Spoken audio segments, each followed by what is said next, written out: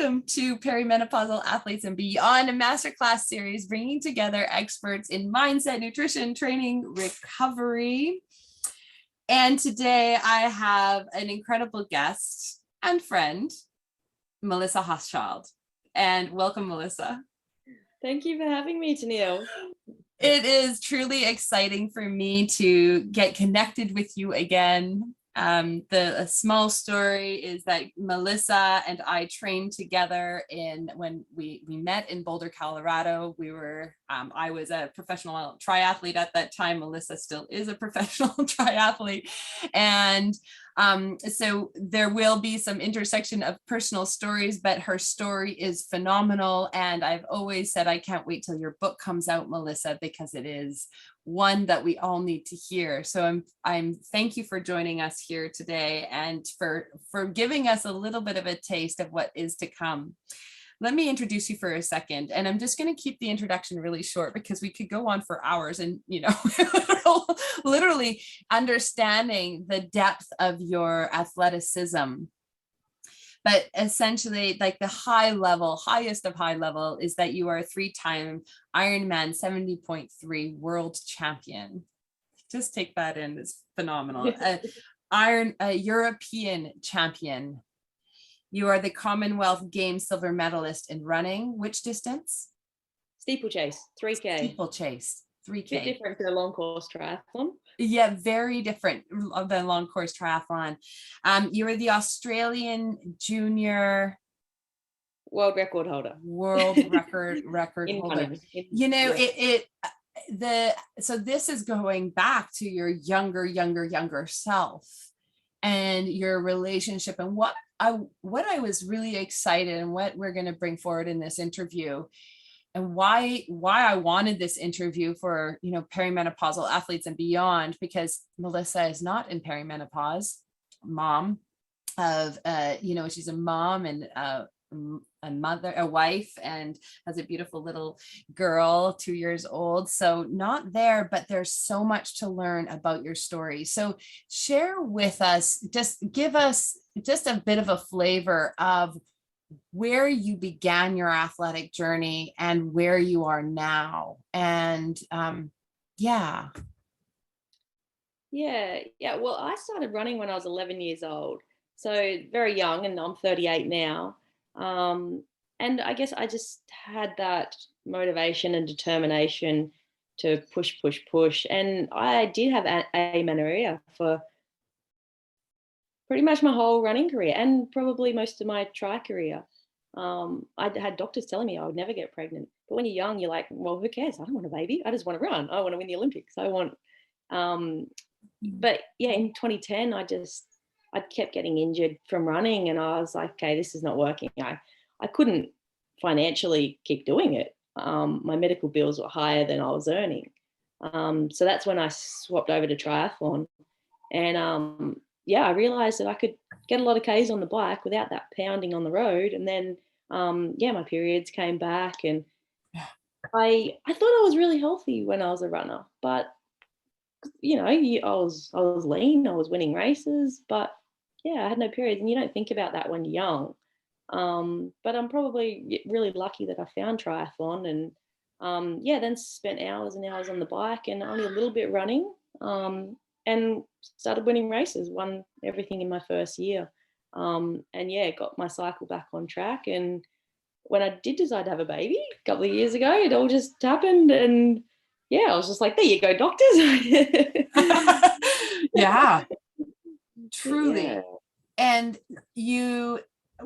let's go back a little bit to that younger self. Now, you've experienced injury, and that was you're sharing with us that you didn't have a cycle for a long time, and that was, now we know so differently about relative energy deficiency in sport, the female athlete triad, your period being a vital sign of health. We know these things.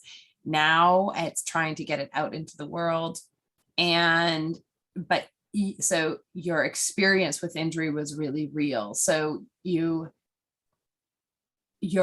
heel, your Achilles snapped, yeah? And so it was really the healing time there. Tell us about that transition. I want a lot more detail in that transition from you were in the doctor's office and they wanted to do a cortisol injection. You didn't want it. They got it. It snapped in the next run and you have to recover. And tell us about that recovery and how you got motivated to move again. Because a lot of athletes, you know, our bodies in perimenopause, you know, our bodies have changed. I'll give you a bit more detail of where we're at. Bodies have changed.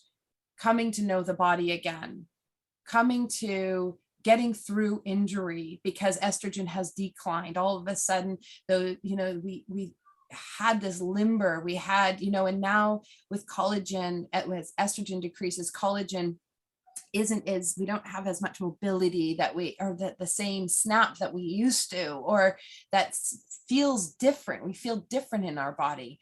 What I want to get and what I want to understand from you, because you know that if like resilience is what I see when I see you, I see resilience. And tell us about how you came into that sport. It wasn't quite so simple. It was about, how do I get there? How do I learn my body again? How do I get motivated? What does this feel like? How do I move? Mm. Yeah, yeah. I guess when you're young and you're yeah, you're winning races, you don't really care that you don't have your period. And I'd been to doctors, and the first thing they check is, do they have eating disorders, especially females? And they're like, no, no, no, she doesn't have an eating disorder, so she's okay. And I was thinking, like, so my estrogen levels were rock bottom. My testosterone was a bit higher, obviously because I had no estrogen. And a young kid is thinking, this is great, you know, high testosterone, low estrogen makes you run faster. You don't think about your future. And so I kept getting stress fractures, obviously, no estrogen, you know, your bones get weaker. And then, yeah, when you were talking about that tendon snapping, it was actually in my hamstring around my knee. Um, you, you just, when you don't get your period, your body is sucking all the nutrients out of everywhere to stay healthy. So, you know, the tendon was obviously really weak because I was eating enough, but I was training too hard. So I wasn't really fueling, I couldn't get in enough to fuel properly. Yeah. And then when the doctor stuck the cortisone in, that was just, you know, the, the nail on the coffin. Next run, it snapped. And that was where I started thinking, my body isn't strong enough for this. And it was actually a year after that I started studying naturopathy, and that really opened my eyes, because I was there thinking I'm the healthiest in the class, and I looked the healthiest in the class, and I ate really well, but I was the only one in the class that didn't get a period. So really, I wasn't healthy. And yeah, we went into a lot about that, and I was just like, okay, far out. I really do need to get my period back, and I am eating enough, so it's obviously training. And it wasn't actually training hours wise. I wasn't training more hours than everyone else, but everything was just 100%. I was just so, you say resilience, and yeah, I was just so motivated and so determined, and I would just do anything to win. I would just run hard, run hard. You know, if the coach let me train 100 hours a week, I would have trained 100 hours a week, because I just wanted to be the best in the world, and I would do anything to get there and train harder than anyone else. But yeah, I realized that that's not the way that you do it now. Yeah, if you've got a healthy body, you don't need to train as hard as everyone else. So yeah, that was a big eye opener. You said something of that you didn't think your body was strong enough. I think that, like, before you went into the naturopathy, to, you know, to start learning, oh, there's a different way of doing it, and I want to capture that too. But tell me what that felt like. So you felt like tell me about that feeling that you're not strong enough, because I'm going there because this is where I want us to hear. How do we move from this mindset of maybe I just don't have it anymore? Maybe I'm not meant to, and you got over this. And I want to know, what is it that, was it the learning? Was it the coming in as the education? Is that what it was? Was it other things as well that you were pulling in? Yeah, I think it was the external learning, because it was my coaches that would say, they would call me a Ferrari engine inside a Volkswagen body. So I just got that, it got stuck in my subconscious that my body's really weak, and I've got the determination and the will, and I've got the big heart and the energy to go, but my body's fragile. And it wasn't until I studied naturopathy and I started thinking, my body is fragile because I've abused it. Because I'm pushing so hard, and not even so hard in the training, more in the downtime. My brain would be working overtime, just beating myself up. I got to do more. I got to go harder. I got to do this. So it wasn't actually the physical training. It's more the mental training. My brain just never switched off. I was just always focused on winning the Olympics, and I couldn't think of anything else. So I think that's where, so when I started studying, that not only did it open me up to how to get my body healthier, but it also gave me some balance. I was doing something else. I'd already done remedial massage quite a few years earlier. So then I started massaging. I set up my own clinic at home and started helping other people as well. And some people would go, oh, that's not the way to be world champion. You want to be, 100% training and resting. But I don't think that's the way. You need balance. And so even though I was standing on my feet 25 hours a week massaging, it was real balance, and it was actually mental time away from the sport. There was time where I wasn't thinking about myself. I wasn't thinking about the Olympics. I was thinking about the person on the table and how best I can help that person. So that really, I think the balance and the knowledge from studying is what kept me going. Otherwise, I think I would have been done in 2006. That's really, really, and I think that, we wonder sometimes, it's like, why, an elite professional triathlete, elite runner, what are we learning? Well, there's so much to take from this right now, like so much to learn about how you came to understand what that balance is, connecting with others, serving others in the pursuit of actual performance, being in health. Yes, well, helping others helps you twofold. If you help somebody else, it's going to help you. And I had coaches that said to me, why are you helping your competitors? And I said, because it feels good. And they said, but they're your competitors. And I said, but it feels good. And me helping my competitor actually helps myself as well. And it's hard to convince people of that. Like when you're being selfish and you're only thinking about yourself, you're not going to make it to the top. This is so cool. Okay, so this is the epitome of a world champion. This is a world champion thinking. I just really want to capture this, because this is world champion thinking right there, what you just heard. Melissa would be the first person to open up her books and say, you want to know how I train? Here, this is how I train. She did it with me. I tried. It didn't work for me. I couldn't train like Melissa. That's what I learned. It really was not very good for me.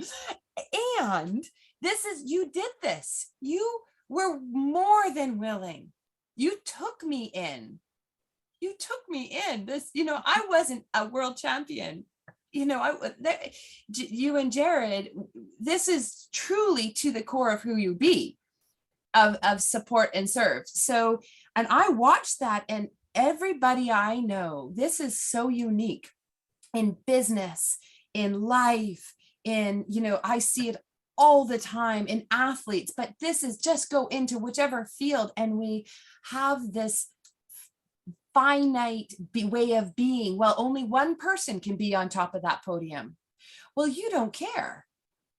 You're gonna be inspired by others, and if they can be good, well, you know what? you'll outwork them. You'll outsmart them. You will keep going. You are creative. This is Yeah. a world champion.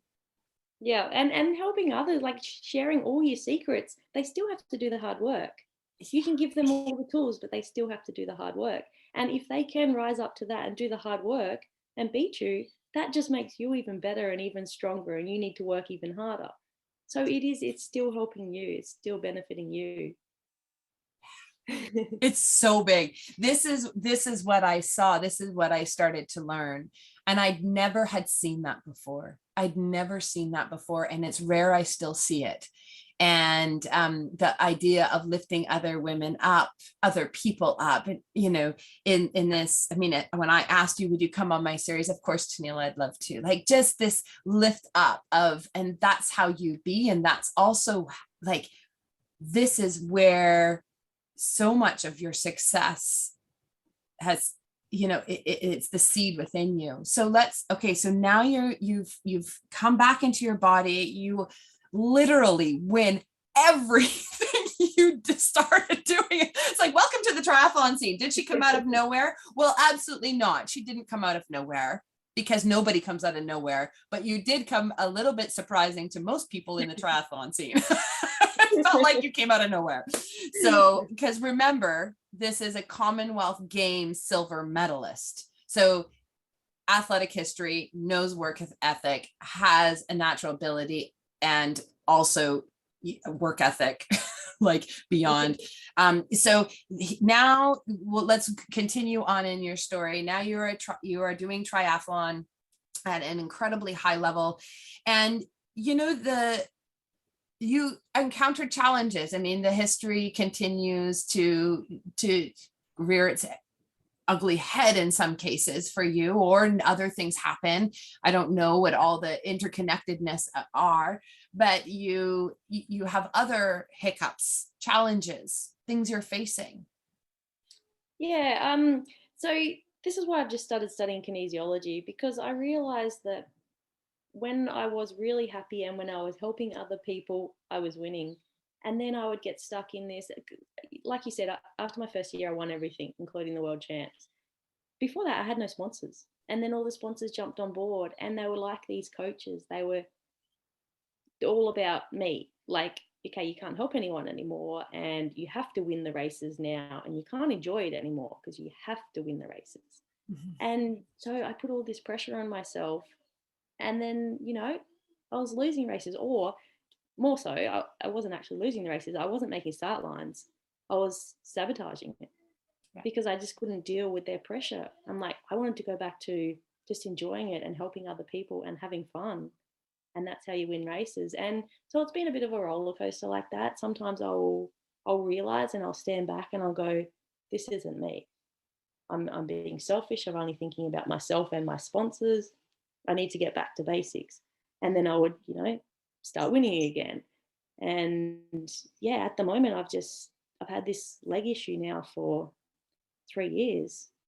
And I just kept trying to fight it. I kept trying to get the quick fix. Like, the doctor said, you need surgery. Okay, go get surgery. That I would never have done that before. I wouldn't put my body through that.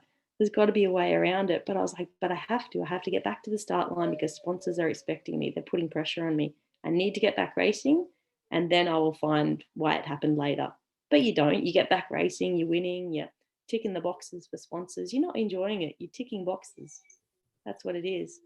And yeah, it was only this year where I said, I don't want any sponsors anymore. I don't want any pressure. I'm going to go and study and I'm going to sort my body out. And now I'm peeling back the layers. And even though I've physically got an injury in my leg, I have emotionally manifested it, I think, from just not being true to myself, doing it for other people. So yeah, just stepping back and yeah, got to do it for myself again and just find that love for it again. And hopefully I'll be back out there. Yeah. It's truly remarkable because, you know, one of the things when you come into if all of my athletes, they they go through a little bit of a foundation course. First thing, know your values, figure out your values. Second is like, okay, let's talk about goals. Because outcome goals, great. Put them out there, North Stars, let them motivate, let them inspire you, let them be what they are. But you know what? We're not going to, it honestly doesn't even matter. I don't care about your outcome goals. Like, I'll get you there, but I want you right here. I want you right here in the process. And then it's the third component is, let's understand your why. Why are you doing this? And that's what you're talking about here, is this joy that you have in sport. It's phenomenal, and you keep coming back. I want to talk a little bit more about how you stay motivated when you are injured. And because Melissa's story and what she has done to stay in the gym, to stay active, to stay strong, to keep feeling, I don't know, I'm putting more words in your mouth maybe, but like just the holding your body in the way that you love to hold your body. Tell us about that. Tell us about how that has come for you. Like, so I've had so many injuries over the years, and cross training is just not the same as swimming, biking, running. When I was running and I'd get injuries, I started doing deep water running, and I would just work so hard in there. People would think, I'm a nutcase. I'm just smashing it. And then I did years of it though. And then when I swapped to triathlon, I thought, this is great. No more deep water running. I've got swim, bike and run to focus on. But then I got a running injury, and I'm like, I can swim and I can bike, but I can't run. Do I have to get back in the pool? And I was like, no. So I found the elliptical. So there I am, smashing the elliptical, sweat going everywhere, the gym like cordoned off my area. That smells. She's not joking. She's not joking. I'd walk into the gym and somebody would be on my elliptical and they'd go, I'm sorry, I'll get off. It is a remarkable thing to witness, a world champion. I'm not saying this is healthy at all though, but I just couldn't afford to lose any fitness, and I did several races just off elliptical training. Abu Dhabi, which we did together, 200k bike, 20k run. I hadn't run for 8 weeks. True story. Yeah. True story. And then she smashed it and won it. But so there's always other ways to keep fit. But yes, as you mentioned earlier, boxing as well. I just got sick of doing my usual gym routine. I'd get there and I'm just like, I can't do this anymore. I'm bored. And I found boxing, and it was amazing. It was a full body workout. Like, it works your core so much, and it's fun. You get to smash the shit out of someone. So, it works on that emotional side as well, to get that aggression out. I just think you just got to find what you enjoy. And if you banging your head against the wall, like doing something because you think you have to, but you're not enjoying it, you're not going to improve. And that's why the races that I didn't win, or the races I didn't make the start line, is because I was doing it for someone else. I was doing it for sponsors. And sometimes it paid off. And I mean, like, sometimes I still won the race, but I would go home and I would try to do my social media for them. I'd be trying to find photos, do my posts. I'd be up all night doing this. And then I'd just be like, okay, I'm going to bed. No celebration, no time with Jared, no anything. It's just like, another box ticked. There you go, sponsors. Are you happy? Like, that's not the way to do it. And, I really should have stood up and said, well, I don't need your money then, because I want to do it because I love it. And they probably still would have stuck by me. But you got to do it for yourself and do what you love.